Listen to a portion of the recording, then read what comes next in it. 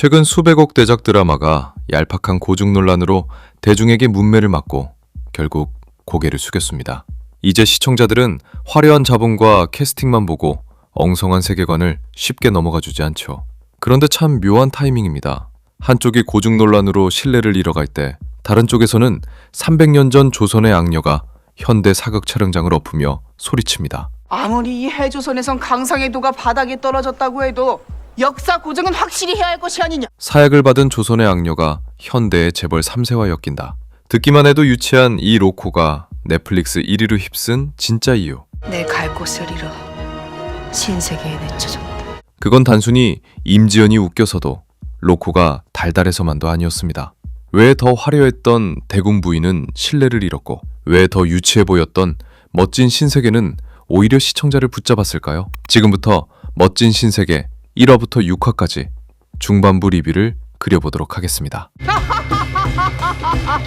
이 얼마나 살만한 세상이냐.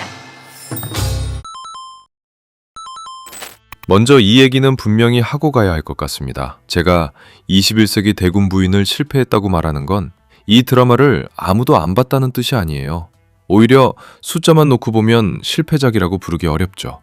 아이유와 변우석이라는 조합은 초반부터 엄청난 화제성을 만들었고 마지막 회 시청률도 꽤 잘 나왔습니다. 그러니까 여기서 말하는 실패는 시청률의 실패라기보다는 신뢰의 실패에 가깝습니다. 대군 부인은 처음부터 정말 많은 걸 들고 시작했어요. 21세기 입헌군 주제 대한민국, 재벌가와 왕실, 평민이지만 모든 걸 가진 여자, 왕의 아들이지만 아무것도 가질 수 없는 남자. 설정만 보면 굉장히 화려합니다. 그런데 막상 보고 있으면 이 세계가 진짜 살아있는 세계처럼 느껴지진 않았어요. 화려한 옷은 있습니다. 궁도 있고 왕실도 있고 배우들의 얼굴은 말할 것도 없죠. 그런데 그 안에 있는 규칙이 어딘가 헐겁습니다. 가상의 왕실이라는 방패를 들고 있었지만 정작 시청자들이 민감하게 받아들일 만한 지점에서는 너무 쉽게 지나간 느낌이 강했어요. 한국적인 왕실 판타지를 팔고 있는데 그 한국적인 왕실의 디테일을 얕게 다뤄버린 거죠. 그리고 이 신뢰의 균열은 고증 문제에서만 생긴 게 아니었습니다. 제가 대군 부인을 보면서 가장 어색하게 느꼈던 건 효과음과 음악, 그리고 장면 전환이었어요. 어떤 장면은 궁중 로맨스처럼 가다가 어떤 장면은 갑자기 유튜브 편집본처럼 튀고 또 어떤 장면은 전극처럼 무거워집니다.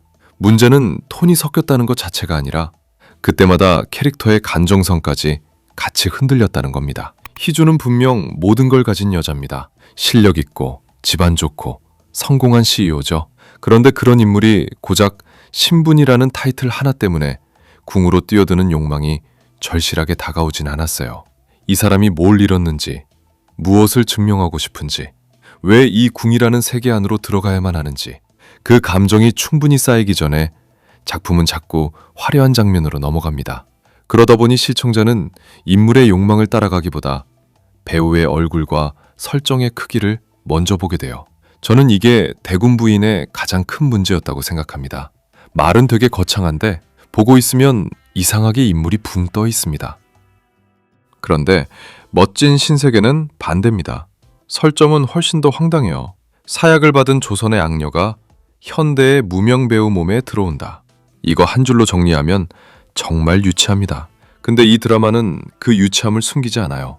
오히려 대놓고 밀어붙입니다. 강희빈, 그러니까 강단심은 현대에 와서 모든 걸 이상하게 봅니다. 자동차는 철감하고 병원은 해민서고 휴대폰은 요상한 명경처럼 보이죠. 여기까지만 보면 흔한 타임슬립 코미디입니다. 근데 멋진 신세계가 생각보다 잘 굴러가는 이유는 단심이 단순히 현대 문물을 몰라서 웃기는 캐릭터가 아니기 때문이에요. 이 사람은 조선에서 살아남은 사람입니다. 어린 나이에 아비의 노름비주로 팔려갔고 궁중에서 살아남았고 사람의 웃는 얼굴 뒤에 무엇이 숨어 있는지 몸으로 배운 인물입니다. 그래서 현대에 와서도 계속 의심해요. 친자를 의심하고 호의를 의심하고 사랑을 의심하고 사람의 선의조차 쉽게 믿지 않습니다. 대군 부인의 희주가 이미 많은 걸 가진 상태에서 신분을 욕망했다면 멋진 신세계의 서리는 정말 밑바닥에서 다시 시작합니다. 전생에서도 팔려갔고 현생에서도 가진 게 없습니다. 그런 여자가 물질 만능의 현대 서울에 떨어져서 좋다. 이번 생엔 내가 다시 올라가겠다 하고 발악하는 겁니다. 저는 여기서 이 캐릭터가 확 이해됐어요. 단심은 착한 여자가 아닙니다. 세고 무례하고 계산적이고 자기 앞길을 막는 사람에게 쉽게 고개 숙이지 않습니다. 근데 동시에 이 사람이 왜 이렇게 되었는지도 보여줘요. 이런 과거가 깔리니까 단심의 독함은 단순한 성격이 아니라 생존 방식으로 보입니다. 우리가 그녀를 악녀라고 부르기 전에 먼저 악발이라고 보게 되는 이유도 여기에 있죠. 대군 구인이 신분 상승의 판타지를 다뤘다면 멋진 신세계는 그냥 살아남으려는 사람의 몸부림에 가깝습니다. 이건 설명이 많이 필요하지 않습니다. 누구나 이해할 수 있는 감정이니까요. 어쩌면 차라리 죽는 것이. 낚이는 개뿔.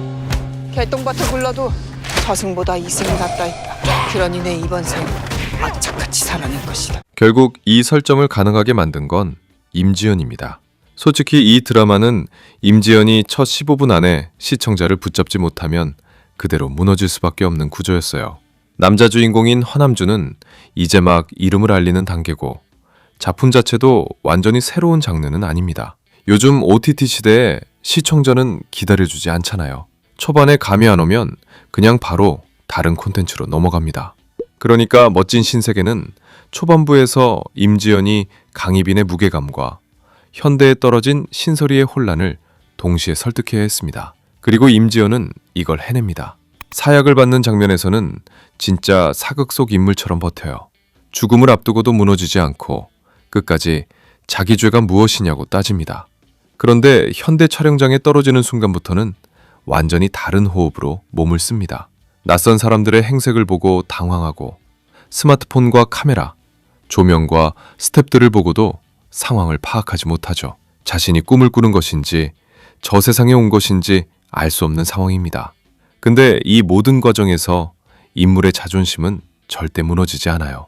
말투는 꼿꼿한데 상황은 웃기고 표정은 진지한데 행동은 엉망이고 분명 코미디 장면인데 이상하게 품격은 살아있습니다. 이 균형이 정말 어렵습니다. 단심이 너무 망가지기만 하면 그냥 개그 캐릭터가 됩니다. 반대로 너무 무게만 잡으면 로코의 리듬이 죽어요. 그런데 임지연은 이 두 지점을 계속 오갑니다. 웃기지만 가볍지 않고 강하지만 미워지지 않고 독하지만 이상하게 음온하게 만들어요. 저는 이 드라마를 보면서 계속 그 생각이 들었습니다. 아, 이 작품은 결국 임지연이 납득시키는구나. 세계관이 엄청나게 새로워서 뜬 게 아닙니다. 임지연이 그 세계관을 믿게 만든 겁니다. 그렇다고 이 작품이 임지연 혼자만으로 굴러가는 건 아닙니다. 허남준의 캐스팅도 꽤 중요해요. 로코라는 장르는 이미 우리가 아는 맛입니다. 그래서 남주까지 너무 익숙한 얼굴이면 아무리 잘해도 장르 자체가 더 뻔하게 느껴질 수 있습니다. 그런데 허남준은 아직 시청자들에게 많이 소비된 얼굴이 아닙니다. 그래서 차세계라는 인물이 조금 더 신선하게 받아들여져요. 차세계는 전형적인 재벌 남주처럼 보이지만 사실 이 인물의 핵심은 로맨틱함이 아니라 불신입니다. 세상에 자기 말고는 아무도 믿지 않고 악명조차 보디가드처럼 사용하는 사람입니다. 블랙박스도 일부러 꺼두고 사람의 호의도 계산으로 받아들이고 투자도 관계도 전부 손익으로 판단합니다. 그런 남자가 단심 앞에서만 자꾸 자기 페이스를 잃어요. 단심은 그를 무서워하지 않습니다. 오히려 돈줄진 놈, 파랗고 철가마 주인 정도로 대합니다. 현대사회의 최고 계급처럼 보이는 재벌 3세가 조선 궁중 생존자 앞에서는 계속 말리는 구도가 만들어지는 겁니다. 이 관계가 재밌는 이유는 둘 다 자기 세계에서는 최상위 포식자였기 때문입니다. 차세계는 현대 자본주의의 룰로 사람을 다루는 인물이고 강단심은 조선 궁중의 룰로 사람을 읽는 인물입니다. 둘 다 사람을 쉽게 믿지 않고 자존심이 세고 지는 걸 싫어합니다. 그러니까 이 둘의 로맨스는 처음부터 달달하게 시작될 수가 없어요. 먼저 부딪히고 서로를 계산하고 서로를 의심하다가 어느 순간부터 자기가 왜 신경 쓰는지 몰라 당황하는 구조로 가야 합니다. 그리고 멋진 신세계는 이 과정을 급하게 넘기지 않습니다. 저는 이 드라마의 로맨스 완급 조절이 꽤 마음에 들었습니다. 요즘 로코에서 완전히 새로운 설렘을 만드는 건 사실상 어렵습니다. 이미 시청자들은 너무 많은 로맨스를 봤고 대부분의 클리셰를 알고 있잖아요. 그러니까 중요한 건 새로운 걸 발명하는 게 아니라 아는 맛을 얼마나 걸림없이 주느냐입니다. 멋진 신세계는 이걸 꽤 잘합니다. 특히 남녀 주인공이 바로 키스로 가지 않는 점이 좋았어요. 보통 이런 장르라면 우발적으로 넘어지고 몸이 가까워지고 눈이 마주치고 그 다음 곧바로 키스 장면으로 넘어갈 수 있습니다. 그런데 이 작품은 그 전에 한 단계를 더 둡니다. 껴안는 것으로 심장 박동을 확인해요. 상대의 입술보다 자기 심장이 먼저 반응하는 걸 느끼게 만드는 겁니다. 이게 별거 아닌 것 같지만 로코에서는 꽤 큰 차이입니다. 키스는 결과에 가깝습니다. 하지만 심장 박동은 과정이에요. 이 사람이 왜 신경 쓰이는지, 내가 왜 흔들리는지, 왜 아무렇지 않은 척 하는데 몸은 먼저 반응하는지, 그걸 시청자에게 먼저 감각하게 만드는 장면이죠. 차세계는 단심에게 자기가 얼마나 대단한 남자인지 계속 떠들어댑니다. 재계에서 손꼽히는 비주얼, 굴지의 차일그룹 후계자, 여자들이 놓칠 리 없는 남자. 그런데 단심은 아무렇지도 않다고 말합니다. 내 널 사내로 보지 않는다. 이 뜻 아니겠어? 이 말 한마디에 차세계의 자존심이 완전히 무너집니다. 이 구도가 웃긴 건 차세계가 진짜로 상처받기 때문이에요. 그는 모든 걸 가진 남자인데 자기 매력이 안 통하는 여자를 처음 만난 겁니다. 그리고 단심 역시 아무렇지 않은 척하지만 사실은 가슴이 떨립니다. 겉으로는 센 척하고 입으로는 툭툭 밀어내지만 몸은 이미 반응하고 있는 거죠. 이런 식으로 설렘이 짜증, 당황, 부정, 자존심 싸움 사이에서 올라옵니다. 그래서 갑자기 로맨스가 떨어지는 느낌이 아니라 인물의 성격에서 자연스럽게 생기는 감정처럼 보여요. 대군 부인은 감정의 무게를 작품이 크게 선언하는 순간들이 많았지만 그 감정이 장면 안에서 충분히 쌓였는지는 의문이 들었습니다. 반면 멋진 신세계는 거창한 선언보다 작은 반응을 먼저 보여줍니다. 심장 박동, 말을 더듬는 순간, 자존심 상해서 다시 찾아오는 행동, 아무렇지 않은 척 돌아서고 나서야 무너지는 표정. 이런 작은 것들이 쌓이니까 로맨스가 유치해도 밀도가 생깁니다. 이 작품에서 빼놓을 수 없는 게 고증입니다. 다만 여기서 조심해야 합니다.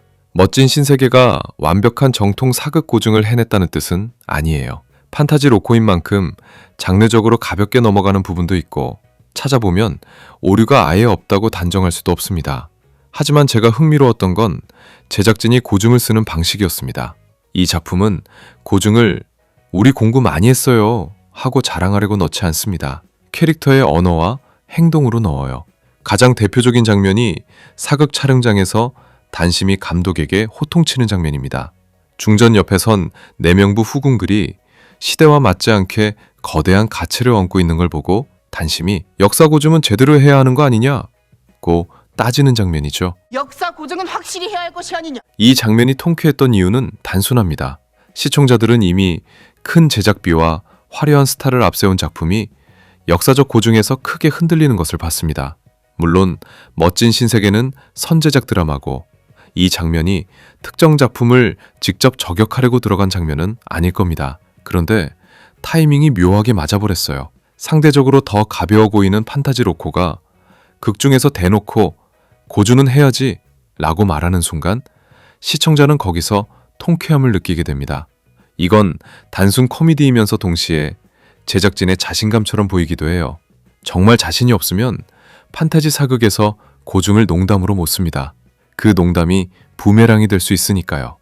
그런데 멋진 신세계는 그걸 합니다. 그리고 이 드라마의 고증 포인트는 단순히 이거 맞췄다에서 끝나지 않습니다. 이민지당의 사상을 끌어와 남녀의 본성이 다르지 않다는 식의 대사를 만들고 자매문기 같은 낯선 역사 용어를 통해 조선 후기의 신분과 빈곤 문제를 자연스럽게 넣습니다. 나라면 이번 생엔 필히 비혼을 선언하고 학식을 높게 쌓아 뭐가 됐든 1인자의 자리에 오를 것이오. 궁중복식이나 신발 같은 디테일도 그냥 예쁜 의상이 아니라 인물이 어느 시대의 감각을 갖고 있는지 보여주는 장치로 쓰입니다.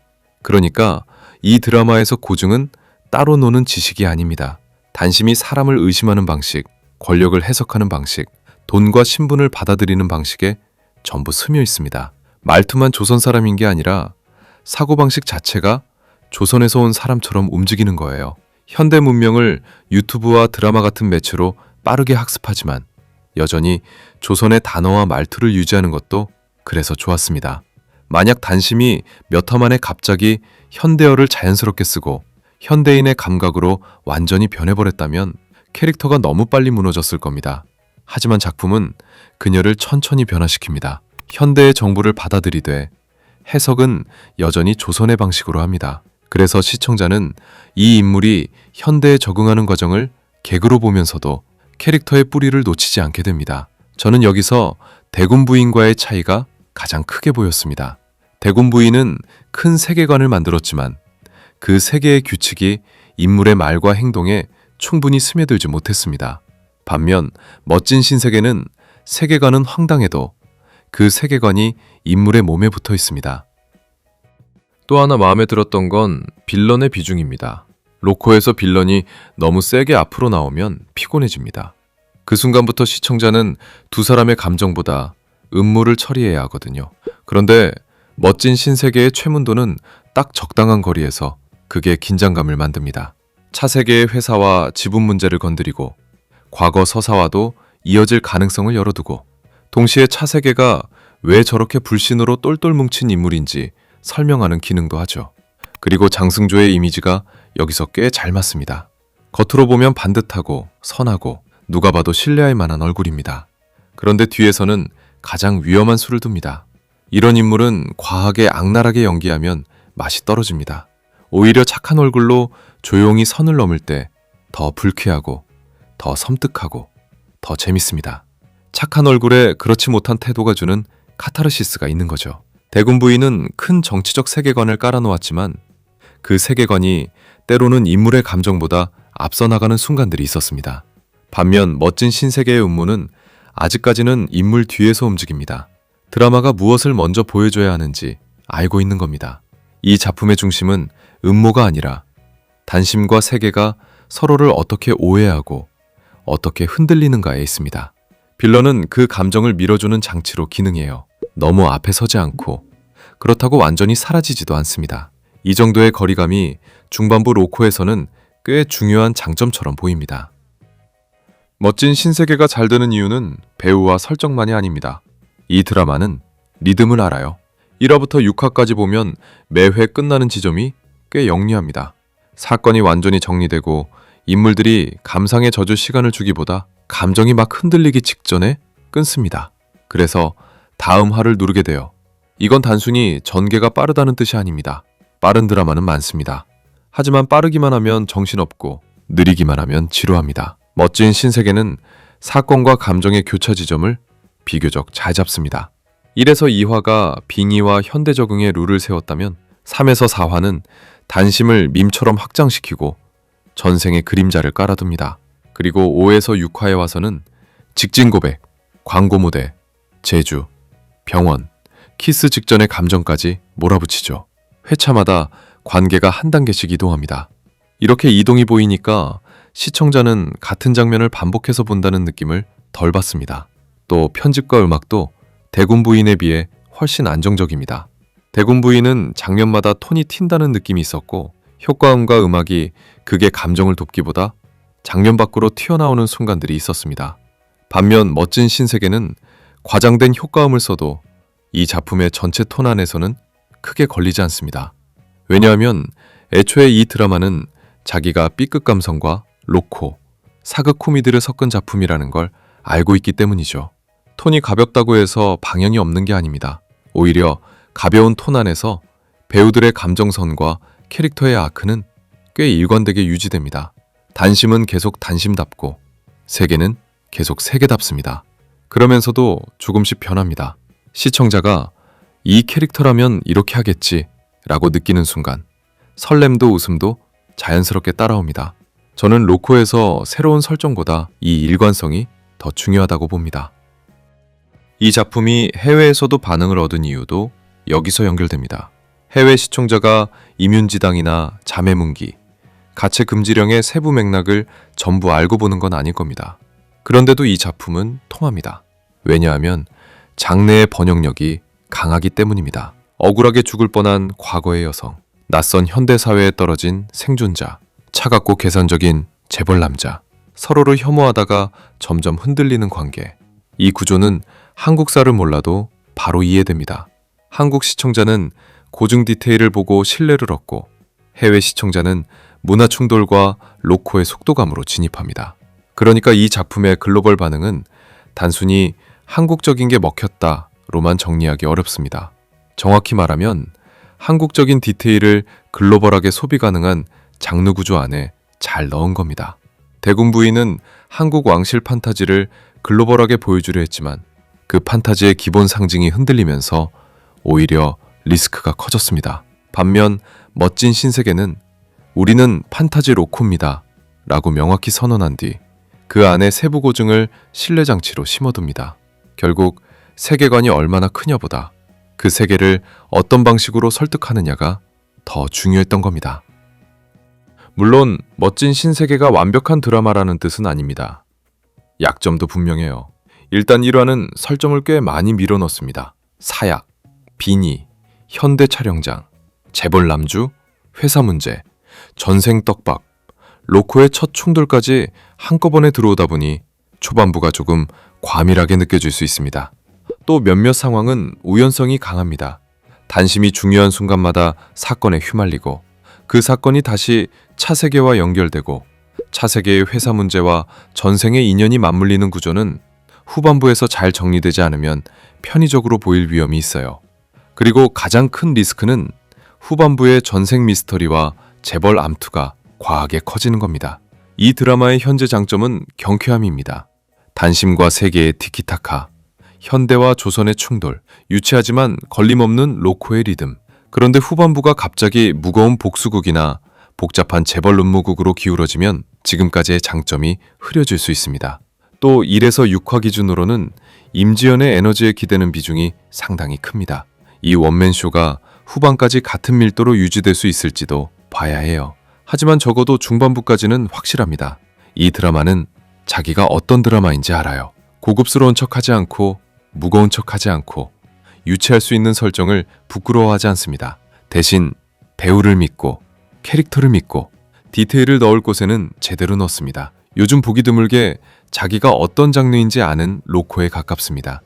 그리고 때로는 그게 가장 큰 장점이 됩니다. 자, 이렇게 멋진 신세계의 중반부 리뷰를 그려보았습니다. 어쨌든 오늘도 마무리하기 전 평점과 다시 보기 지수를 남기도록 할게요. 평점은 5점 만점으로 남기고 다시 보기 지수는 총 4단계로 평가할 예정입니다. 자, 그럼 멋진 신세계의 점수는 별점은 5점 만점에 3.5점, 다시 보기 지수는 OTT입니다. 사실 멋진 신세계는 엄청나게 새로운 로코라고 보긴 어렵습니다. 조선시대 인물이 현대로 오고 재벌 남주와 엮이고 혐오에서 시작된 관계가 점점 설렘으로 바뀌는 구조는 우리가 이미 많이 봐온 장르의 맛이죠. 하지만 이 드라마는 기존 로코가 가진 장점들을 꽤 잘 유지합니다. 티키타카가 있고 현관에서 오는 긴장감이 있고 두 사람이 조금씩 가까워지는 설렘도 있습니다. 그런데 여기서 한 가지씩 더 얹습니다. 여주인공은 단순히 사랑스러운 로코 여주가 아니라 조선에서 살아남은 악바리의 생존 본능을 가지고 있고 남자 주인공은 익숙한 재벌 남주이지만 아직 많이 소비되지 않은 얼굴이 주는 신선함이 있습니다. 여기에 임지연의 코미디 연기와 조선식 말투가 현대 서울과 부딪히는 재미, 또 판타지 로코 안에 자연스럽게 녹아든 사극 고증의 디테일까지 더해지죠. 물론 아직 후반부를 더 지켜봐야 합니다.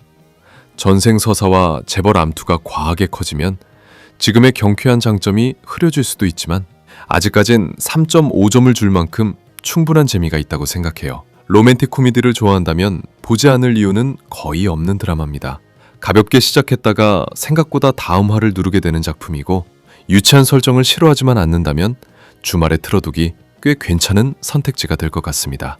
오늘의 이야기를 들은 여러분들은 멋진 신세계를 어떻게 보고 계신지 자유롭게 댓글로 의견 남겨주세요. 그리고 얼마 전에 업로드한 군체 해석 리뷰 영상도 재미있으니까 꼭 한번 보시길 추천드리면서 저는 여기서 인사드리겠습니다. 구독과 알림 설정 눌러주시면 앞으로도 각종 영화 속 이야기로 계속 인사드리겠습니다. 지금까지 필름그린의 박그린이었습니다. 감사합니다.